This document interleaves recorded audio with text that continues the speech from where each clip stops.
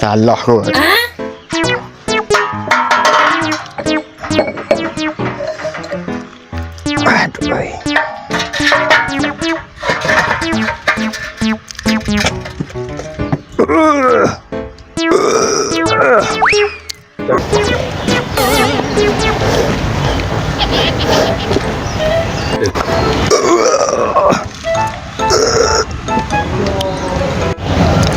Wih, kemana?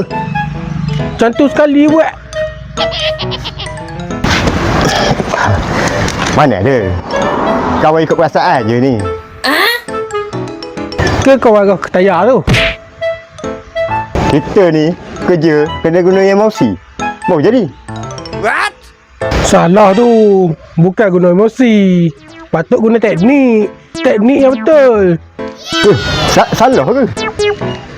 Salah tu. Dengan teknik yang betul. Tapi salah arang kau ni. Oh, patutlah hidup aku rasa ketat. Asyik salah arah je.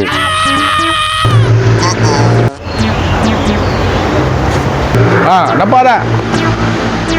Naik pun ada arah, tahu tak? Ini ke pula manusia. Kalau tak ada arah hidup, nak jadi apa? Betul. Jadi, sekarang ni, siapa yang salah?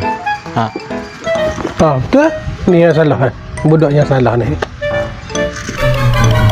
Ni budak salah ni. Ni. Okay.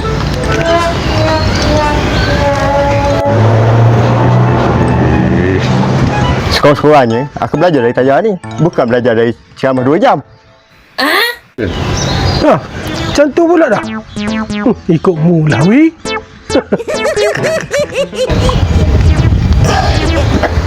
Okey tak, Bos? Okey tak buat macam ni?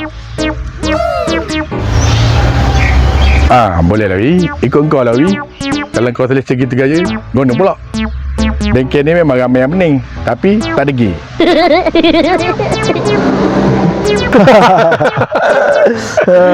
Aduh. Dah lah, Bos,